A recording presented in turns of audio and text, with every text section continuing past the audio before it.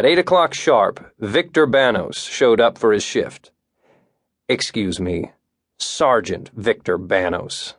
That sergeant thing is real important to him, though the only real difference between him and me are two military-type stripes sewn on the shoulders of his uniform, which he earned by being the nephew of the area supervisor for the security company.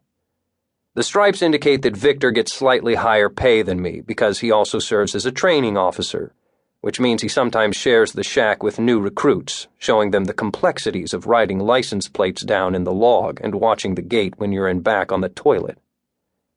What Victor doesn't tell the newbies is how he takes kickbacks from painters, gardeners, plumbers, handymen, electricians, and other workers that he recommends to the residents, or that as the day shift guy he always gets the best Christmas presents because he's the one guard the people who live there actually know. I really wanted Cyril Parkus to drive up in his Jag, or maybe his Mercedes or Range Rover, and pick me up for that business meeting, just to see the look of jealousy on Sergeant Victor's face. But I knew it wasn't going to happen. "Anything happen last night?" asked Victor.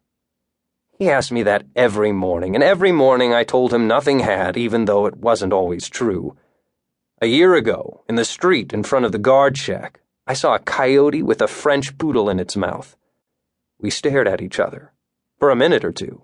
Then he ran off. Now the coyote shows up every few weeks to stare at me some more. I stare back. That night just before dawn, he came back. It felt like he stared at me a lot longer this time, before loping off into the darkness. I'm not sure if a coyote looking at me would qualify as something happening to Victor, who claims he once got a blowjob in broad daylight from a teenage girl who lives in the community.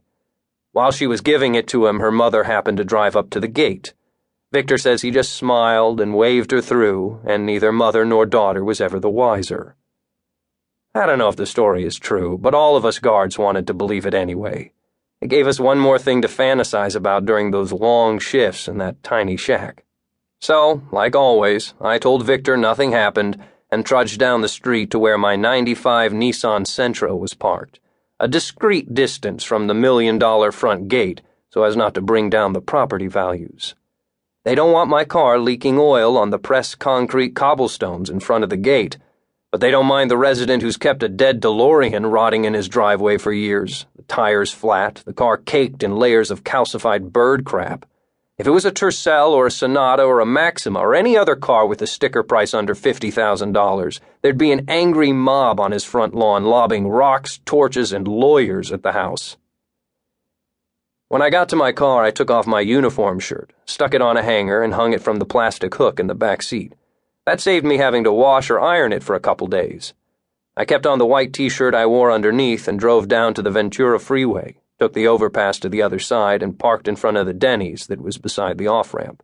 I'd been going to the Denny's since I started working at Belle Vista Estates, except for a month or two while they were remodeling the restaurant to look like a 50s diner instead of the 70s coffee shop it was before. It didn't make a lot of sense to me, since the 70s were hot again and the 50s craze was long dead. But that's Denny's for you. They just discovered stir-fry, too. Pretty soon, they'd stumble on croissants. I picked a booth by the window so Parkus wouldn't have any trouble spotting me.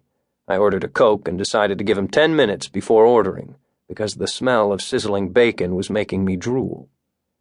I was halfway through my Coke and 10 seconds away from flagging a waitress when Parkus showed up, looking like a kid sneaking into a topless bar. Not that I know much about topless bars. Well, not lately, anyway. He smiled nervously and slid into the booth, smoothing his silk tie as if the simple act of sitting down would have wrinkled it all up. I smoothed my t-shirt, just in case sitting down had ruffled me up, too. "Thanks for meeting me, Harvey." Parkus smiled. "I appreciate it." I shrugged. His suit, even if he bought it at the outlet mall, was worth more than my car. The waitress came to the table, and while I ordered a T-bone steak, fries, and another Coke, he picked up the laminated menu and made a show of looking through it. I don't think he was used to a menu with pictures on it. His discomfort already made the meeting worthwhile for me.